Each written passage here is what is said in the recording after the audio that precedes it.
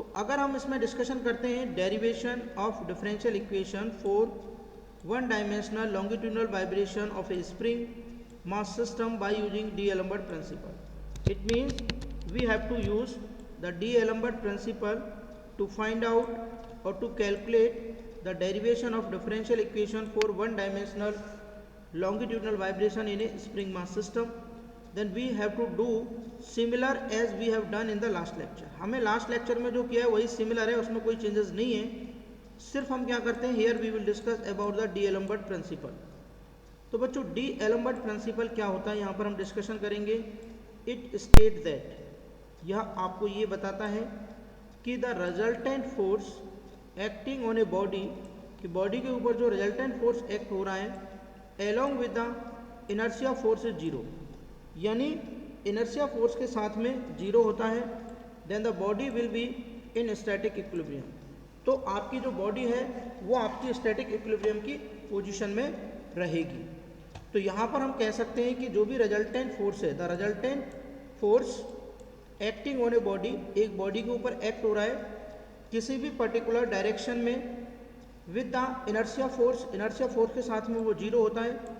Then the body will be in static equilibrium. तो वो जो बॉडी है वो आपकी स्टैटिक इक्विलिब्रियम की पोजीशन में रहेगी. इसका मतलब क्या है? इसका मतलब है कि अगर हम कोई भी एक पर्टिकुलर बॉडी कंसिडर करें और उस पर्टिकुलर बॉडी के ऊपर जो भी रिजल्टेंट फोर्स है वो किसी बॉडी के ऊपर एक पर्टिकुलर डायरेक्शन में एक्ट हो रहा है और इसमें हम इनर्शिया फोर्स भी काउंट कर रहे हैं. मान के चलिए आपका जो नेट फोर्स है बॉडी के ऊपर वो इस डायरेक्शन में, और जो भी पर्टिकुलर इनर्शिया फोर्स इसके ऊपर लग रहा है, मान के चलिए इनर्शिया फोर्स Fi है, ठीक है, जो भी पर्टिकुलर फोर्स है. तो इनर्शिया फोर्स बेसिकली होता क्या है, ये हमेशा मोशन को अपोज करता है. तो अगर स्टूडेंट्स आप ये पर्टिकुलर नेट फोर्स लगा रहे हैं इस डायरेक्शन में, तो इनर्शिया फोर्स हमेशा इसके अपोजिट डायरेक्शन में लगेगा और ये जो पर्टिकुलर नेट फोर्स आप लगा रहे हैं इसकी मोशन को अपोज करेगा और इसकी मोशन को इस तरीके से अपोज करेगा कि बॉडी आपकी स्टैटिक इक्विलिब्रियम की पोजीशन में रहेगी. तो हम यहाँ से ये कह सकते हैं कि जो आपका टोटल फोर्स है नेट फोर्स F और इनर्शिया फोर्स Fi, दोनों का जो समेशन है वो क्या होना चाहिए, इक्वल टू जीरो. तो यहाँ पर हम डिस्कशन करते हैं inertia force. This force resist और अपोज, यह फोर्स रेसिस्ट करता है और अपोज करता है the motion of the body, body की मोशन को, और the force which brought the body in equilibrium is known as inertia force. इसका मतलब ये है कि ये जो पर्टिकुलर फोर्स है ये रेसिस्ट करेगा और अपोज करेगा पर्टिकुलर बॉडी की मोशन को और फोर्स को which brought the body in equilibrium, जो कि बॉडी को इक्विलिब्रियम में लेके आया है, and is known as inertia force. और इसको हम क्या बोलते हैं, इनर्शिया फोर्स बोलते हैं. इसको हम डिफाइन कैसे करेंगे, it is the product of mass and acceleration of the body. Inertia force आपका जो भी पर्टिकुलर इनर्शिया फोर्स रहेगा it will be the product of mass and acceleration of the body. Body का मास और acceleration का product रहेगा. It act through the centre of gravity of the body in the direction opposite to the acceleration of the body. ये हमेशा जो भी particular body है जिस डायरेक्शन में बॉडी की टेंडेंसी है मूव करने की, उसके अपोजिट डायरेक्शन में मूवमेंट करेगा. अगर हम मैथमेटिकली इसको कैलकुलेट करते हैं तो inertia force will be equal to mass into acceleration, and here Fi is equal to inertia force, m is the mass of the body and acceleration is the acceleration of the body. Then F is equal to resultant force acting on the body. F basically क्या यहाँ पर resultant force है जो body के ऊपर क्या कर रहा है, एक्ट कर रहा है. Then accordingly to D'Alembert principle, तो अगर हम बात करते हैं accordingly D'Alembert principle की, तो इस D'Alembert principle के according we can find out the derivation that we have derived. जैसे अगर सपोज करिए ये कोई बॉडी है और इस पर्टिकुलर इनर्शिया फोर्स, ये बॉडी है नीचे की डायरेक्शन में, मान के चलिए इस पर फोर्स लग रहा है आपका mg, और अपवर्ड डायरेक्शन में इस पर फोर्स लग रहा है k. This is delta st. ये स्प्रिंग मास सिस्टम की बात कर रहे हैं. तो अगर हम बात करेंगे कि भाई नेट फोर्स इस पर कितना लग रहा है इस डायरेक्शन में, तो F नेट फोर्स आप बोलोगे सर जो भी नेट फोर्स है एफ नेट वो किसके इक्वल लग रहा है, वो लग रहा है सर एम जी माइनस में के डेल्टा एस टी के इक्वल लग रहा है, बिल्कुल सही है। और ये एम जी माइनस के डेल्टा एस टी के इक्वल लग रहा है। बट अगर हम बात करेंगे इनर्शिया फोर्स की, तो इनर्शिया फोर्स इसके अपोजिट डायरेक्शन में लगेगा एफ आई। तो ये जो एफ आई किसके इक्वल होगा, ये मास इनटू में एक्सेलरेशन ऑफ द बॉडी के इक्वल होगा। और मास इंटू एक्सेलरेशन को हम क्या लिख देते हैं यहाँ पर, मास इंटू एक्सेलरेशन को हम लिख देते हैं एम इंटू में एक्स डबल डॉट, ठीक है। तो यहाँ पे एम जी माइनस के डेल्टा एस टी को हम किसके इक्वल लिख देंगे, एम इंटू में एक्स डबल डॉट के इक्वल लिख देंगे, दोनों को समेशन इक्वल टू करके जीरो कर देंगे, तो वो आपका डी एलम्बर्ट प्रिंसिपल यहाँ पर अप्लाइड हो जाएगा। तो अभी आपको सिर्फ ये देखना है कि भाई what is D'Alembert principle. तो डी एलम्बर्ट प्रिंसिपल में वी कैन राइट कि जो भी बॉडी के ऊपर रिजल्टेंट फोर्स अप्लाई हो रहा है एफ, और जो भी इनर्शिया फोर्स अप्लाई होगा एफ आई, इन दोनों का जो समेशन है वो हमें इक्वल टू क्या करना है, जीरो करना है। This is the D'Alembert principle, ये हमारा डी एलम्बर्ट प्रिंसिपल कहना है। क्लियर। तो इसकी जो थ्योरी है वो आपको यहाँ से याद रखनी है। नेक्स्ट अगर हम आगे चलते हैं, यहाँ पर ये डी एलम्बर्ट प्रिंसिपल हो गया। सिंपली सपोज करिए नाउ टॉरिजनल वाइब्रेशन और equivalent stiffness of spring combination. First we have to understand what are the torsional vibration, and then we have to understand the stiffness of a spring combination system.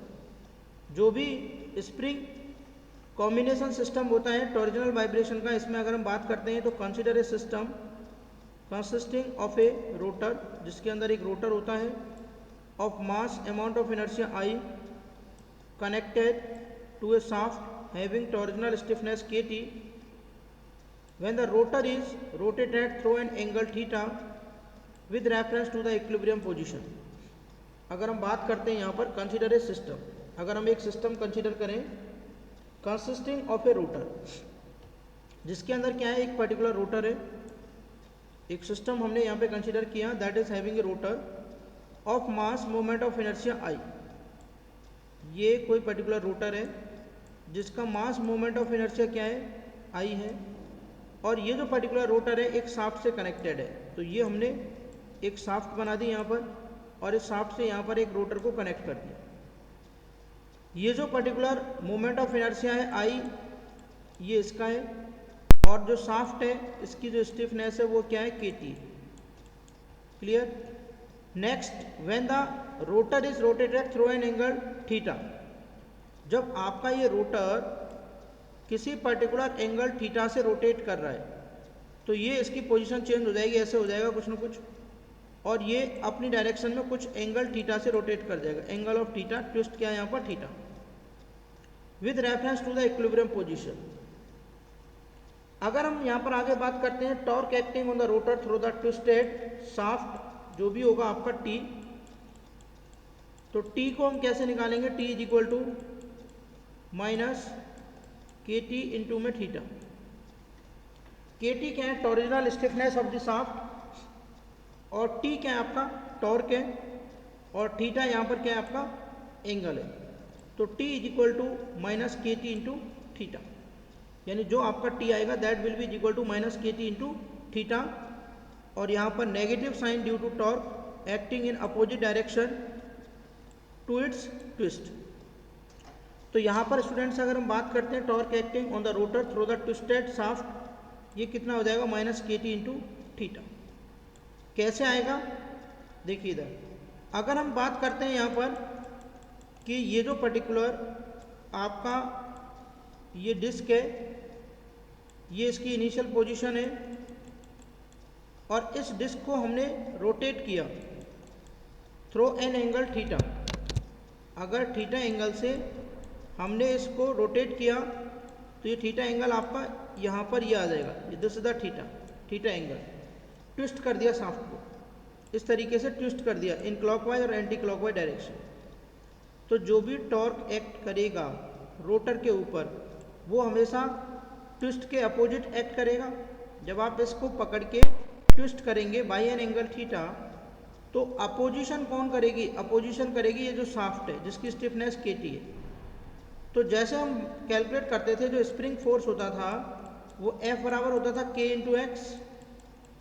ऐसे ही अगर मैं force को replace करूं बच्चों torque से, क्योंकि ये linear motion करता है फोर्स और टॉर्क आपका रोटेशनल मोशन प्रोवाइड करता है, तो जो टॉर्क आएगा, ठीक है, यहाँ पर जो स्प्रिंग फोर्स की जो हम बात कर रहे थे F बराबर K इंटू एक्स होता है, यहाँ पर भी K जो स्प्रिंग की स्टिफनेस है उसको हम रिप्लेस कर देंगे शाफ्ट की स्टिफनेस से KT, torsional stiffness of the shaft. और यहाँ पर x क्या था, डिफ्लेक्शन ऑफ द स्प्रिंग, तो यहाँ पर थीटा क्या है, डिफ्लेक्शन ऑफ द डिस्क। जो भी डिस्क है जिसको हम ट्विस्ट कर रहे हैं, थीटा एंगल से रोटेट कर रहे हैं, उसका डिफ्लेक्शन है t। बल्कि ये जो आपका टॉर्क है ये क्या करेगा, ये अपोजिट डायरेक्शन में लगता है, negative sign due to the torque acting in opposite direction to the twist. जिस डायरेक्शन में हम ट्विस्ट करेंगे उसके अपोजिट क्या लगेगा, टॉर्क, इसीलिए यहाँ पर हमने नेगेटिव साइन ले लिया माइनस KT। तो ये जो पर्टिकुलर माइनस KT साइन हमने यहाँ पर कंसिडर किया है, that we have understand it easily, यानी कि हमने एक particular we consider a particular twister, जो हम नीचे देखेंगे अभी डेरिवेशंस के अंदर, तो ये आपका आगे आपका माइनस KT इंटू थीटा। इसको now from Newton second law of motion हम इसको लिख सकते हैं, फॉर टॉरिजिनल मोशन के लिए अप्लाई कर सकते हैं। Let D is the diameter of the shaft, KT is the stiffness and J is the polar moment of inertia of this disc. इस डिस्क का जो पोलर मोमेंट ऑफ इनर्शिया है वो आपका J है, and L is the length, L इसकी length है, and this is the diameter D, ये आपका डायमीटर है जो D है।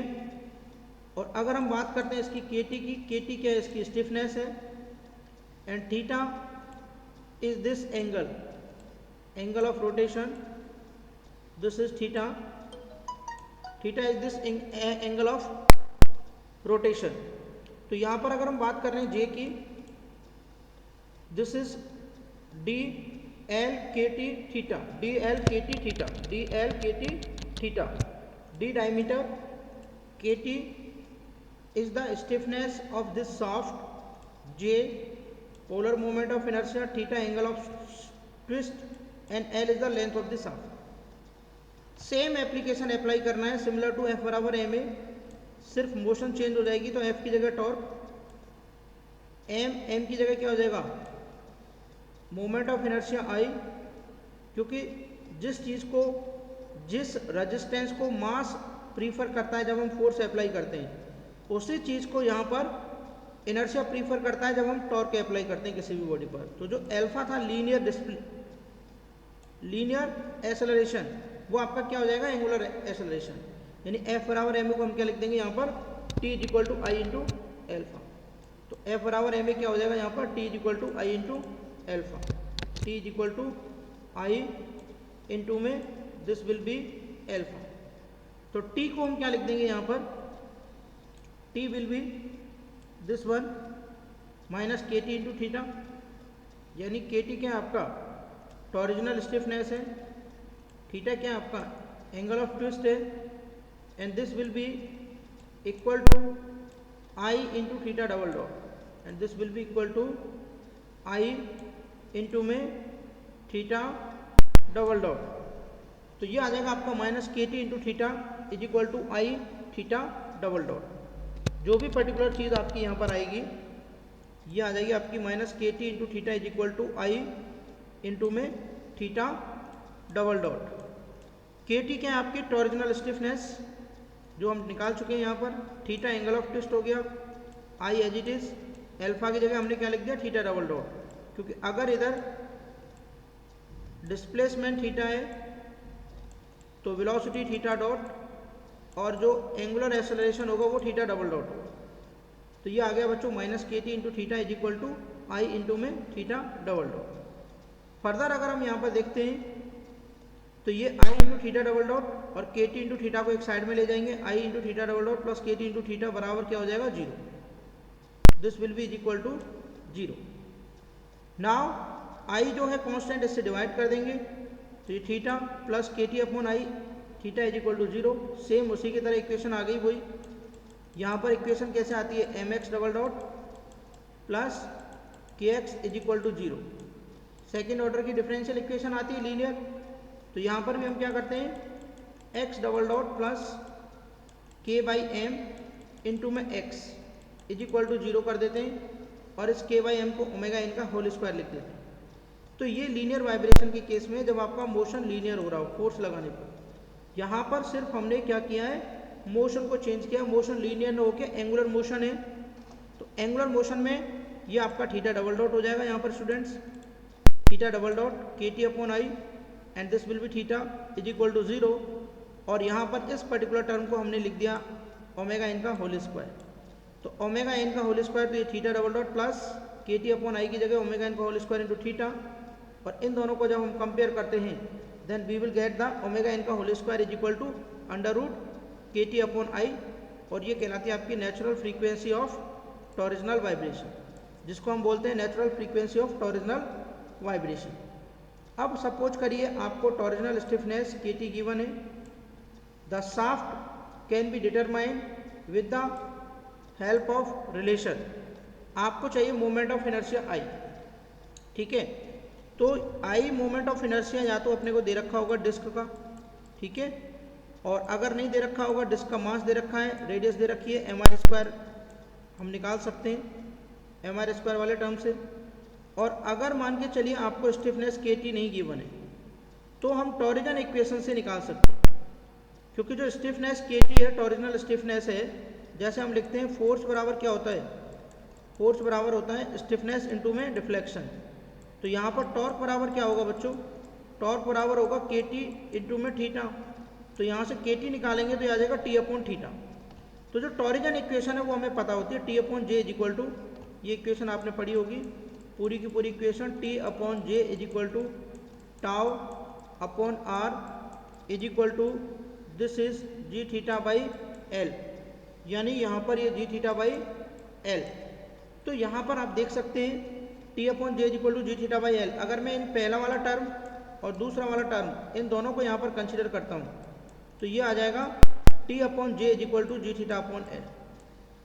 फर्स्ट टर्म हमने ये लिया और लास्ट टर्म हमने जी थीटा अपॉन एल ये वाला टर्म लिया, और T upon J is equal to G theta upon L, क्योंकि हमें टी अपॉन थीटा चाहिए यहाँ पर, T upon theta, we require T upon theta so that we can write it K T, जिससे हम इसको के टी लिख सकें। तो के टी के लिए अपने आ गए टी अपॉन थीटा और ये आ जाएगा जी जे बाई एल। अगर आपको जी गिवन है, जे गिवन है, एल गिवन है, एल लेंथ हो गई शाफ्ट की, जी आप उसकी रिजिडिटी हो गई, टॉरिजनल रिजिडिटी ये क्वेश्चन के अंदर मटेरियल के ऊपर डिपेंड करती है, जे इसका पोलर मोमेंट ऑफ इनर्शिया हो गया।